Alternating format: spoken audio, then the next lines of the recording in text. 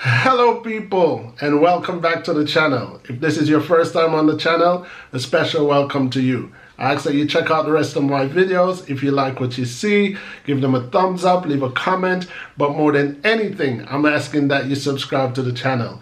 Today, I'm going to be discussing the recently declared net worth of Jamaica's Prime Minister Andrew Holness, or should I say of the Holness family, because the net worth that was declared was actually between him and his wife Juliet Holness. As required by law, the Prime Minister of Jamaica and other politicians has to declare their net worth, I believe, annually. And recently it was declared to the Integrity Commission of Jamaica that the Holnesses are worth an approximately $162 million, Jamaican dollars. Obviously, when that kind of figure come out, for some Jamaicans, home and abroad, they find it alarming that the Prime Minister and his wife is worth that much. But then again, 162 million, it depends on who's listening or who's hearing it. That could be a lot of money to some people, and for other people that could be a meager sum or a sufficient sum, or a sum that matches his and his wife's employment and their history. You know, first of all, people have to understand that before politicians were politicians and during their tenure of being politicians, they often indulge in other employment, which what we would call a bottom line, just in case the politics fall out at some point. And I believe that that is wise. Anyway, the Prime Minister's declared sum has came under high scrutiny and a big buzz in Jamaica, creating a massive speculation. But this is how I feel about the Prime Minister's net worth. As long as it was justifiable attained, more power to the Prime Minister and his family. You know, I understand that behind every successful man, there are usually secrets and or crime. You know, so let me simplify that. Most people say behind every successful man, there's a crime. Other people say behind every successful man, there's a secret. At the end of the day, as long as the Prime Minister and his wife can show a transparent earning that abides with law, again, more power to him and his wife. I understand that some people might be speculating that there might be a lot of wrongdoings in the Prime Minister's activities that has caused him to have that much worth. This is how I feel about the word crime and criminal. If one is not actually caught in an act of breaking what is prescribed as criminal activity, one are usually deemed virtuous. And so pretty much I'm saying that it's usually people who get exposed in doing immoral acts that are usually branded as criminal. Let's say, for example, the Prime Minister's colleague or former colleague, Ruel Reid.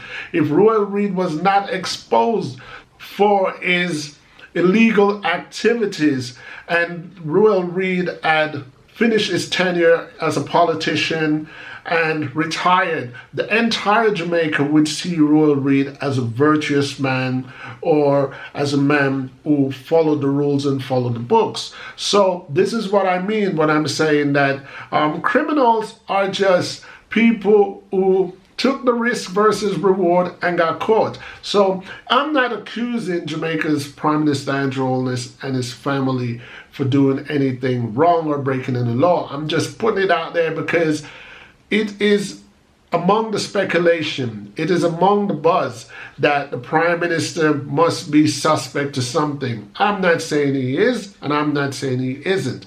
I'm just saying as long as he can satisfy the required panel or the Integrity Commission, then it's all good. And he deserves what him and his wife has attained as a family. Again, 162 million may sound like a lot of money to some people. To some other people, it's not a lot of money. I mean, when I actually broke down the figure, it's right about $1 million US. And on an international scale, where politicians are concerned, that's no money at all. And again, to clarify for Jamaican citizens, a net worth of 162 million does not necessarily mean the Prime Minister and his wife has 162 million sitting in a bank.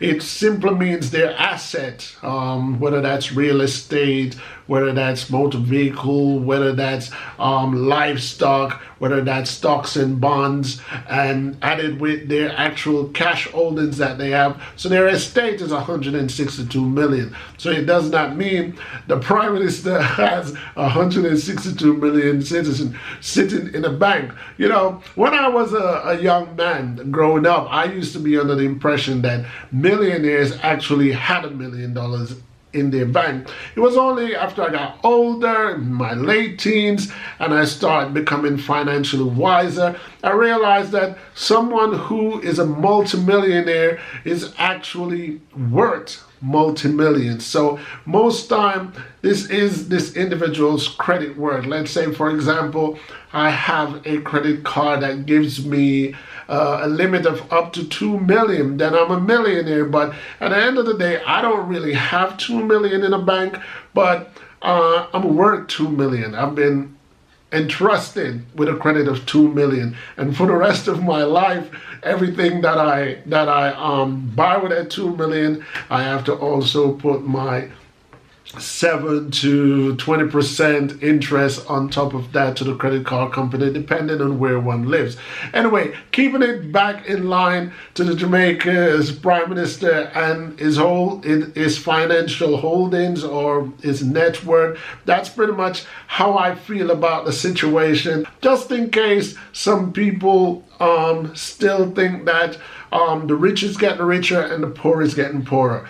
When I look at Jamaica and when I look at the Prime Minister's words, there were no disturbed feeling. And I'm going to tell you why there were no disturbed feeling. I'm going to throw Saddam Hussein of Iraq into the mix, because when Saddam Hussein was taken from grace and the U.S. Army and everybody raided his mansions and they were looking for him, what was surprising, and what was surprising to the Iraqi people and what was surprising to people worldwide, was the lavish lifestyle that Saddam Hussein was living versus people that was, say, a mile down the road. I mean, this guy had golden bathroom, golden shower head, he had golden toilet seat, he had golden frame, he had golden chandelier. It was ridiculous as to the overkill of luxury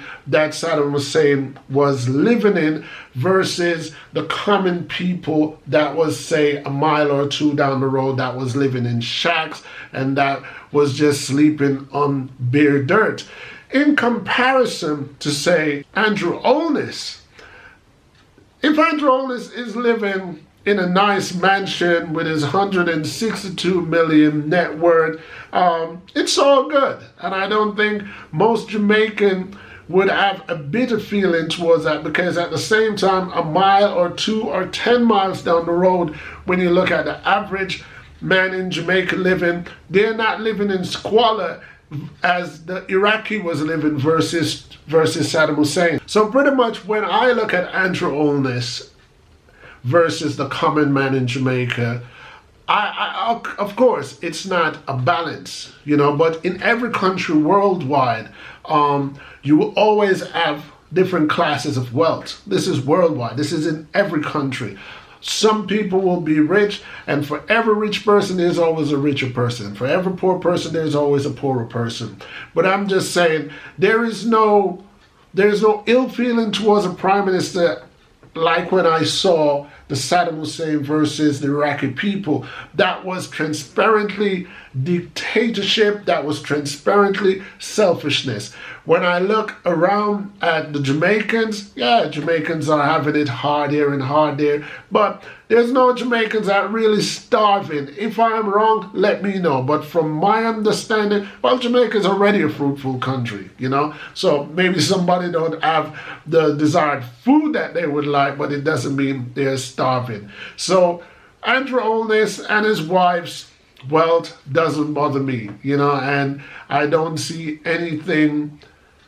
I understand the speculation. The speculation can be justified. He's the current prime minister of the country, and Jamaican people have a right to want to know where did he get his wealth from, or why is he worth that much.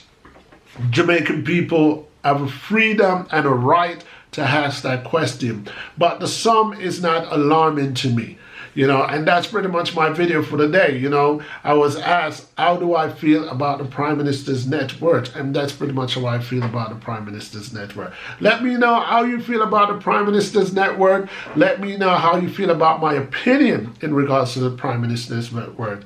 And as always, as long as I have the time, I will always comment, because I like reading the comments. I like hearing a different point of view, because at the end of the day, like I always say on my channel, I welcome agreement or disagreement, because at the end of the day, people, each one teach one.